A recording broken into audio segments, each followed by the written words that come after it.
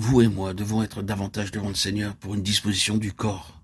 La disposition de ce nouvel homme est la disposition de l'amour. Demandons au Seigneur l'accroissement de cette disposition dans le corps de Christ. Tout ce qui est autre que cela est encore le vieil homme. Pour ce qui concerne ce nouvel homme, cet être corporatif et collectif, il est relié et interrelié de cette façon, représenté par une vie de communion. Une conscience corporative qui exige une conscience qui est l'une des choses les plus importantes. Cette conscience corporative est dans le dessein du Seigneur, car tout dépend de cette vie corporative. Le Seigneur lui-même ne peut jamais atteindre son but par des individus, et vous et moi ne pourrons jamais atteindre le but final en tant qu'individus. Bien qu'il soit vrai qu'Adam, le vieil homme, est une unité corporative, la conscience du vieil homme n'est pas une conscience corporative. C'est une conscience indépendante, une conscience séparative. Nous devons donc avoir une conscience corporative afin d'atteindre le but de Dieu. Il y a un certain nombre de chers enfants de Dieu qui restent bien trop longtemps dans un état d'immaturité spirituelle. Ils ne grandissent jamais beaucoup au-delà de l'enfance spirituelle. Vous pouvez en connaître depuis des années et les trouver actuellement dans le même état de simple enfance, comme quand vous les avez vus pour la première fois. Or, on dira, c'est très bien et très bon d'être un simple enfant du Seigneur. Eh bien, ayons toujours un esprit comme un enfant, cherchons toujours à être animés d'un esprit pur et simple devant le Seigneur.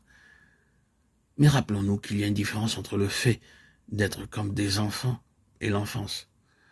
Il y a toute une différence entre garder cette simplicité, cette pureté, cette franchise, cette disposition à apprendre de l'enfant, et une compréhension retardée, une capacité lente à saisir les choses spirituelles et à assimiler la nourriture destinée à ceux qui sont d'un âge plus avancé.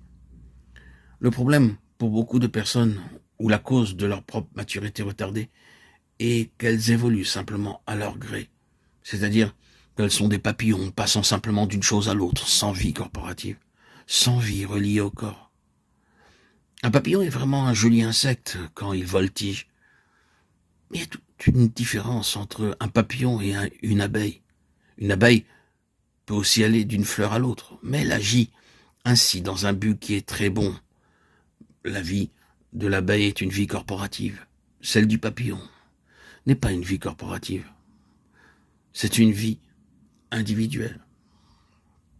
Une maturité retardée, une croissance spirituelle arrêtée ou ralentie sont très souvent dues à ce manque de sens de vie corporative qui est lié à la vie du peuple du Seigneur d'une manière définie et positive. C'est le chemin de l'élargissement. C'est la loi du nouvel homme. Nous arrêtons notre croissance spirituelle quand nous mettons de côté la nécessité d'une vie liée au peuple de Dieu d'une manière tout à fait définie. C'est un arrière-plan dans l'épître aux Éphésiens. La totalité du 4e chapitre est consacrée à cette question vitale. Le nouvel homme y est présenté comme étant l'Église, le corps de Christ. Et ce nouvel homme doit grandir et parvenir à la mesure de la stature de la plénitude de Christ. C'est l'homme corporatif qui croit jusqu'à cette stature. Des individus ne peuvent y parvenir. C'est seulement dans une vie de relation que nous entrons dans les plénitudes de Christ.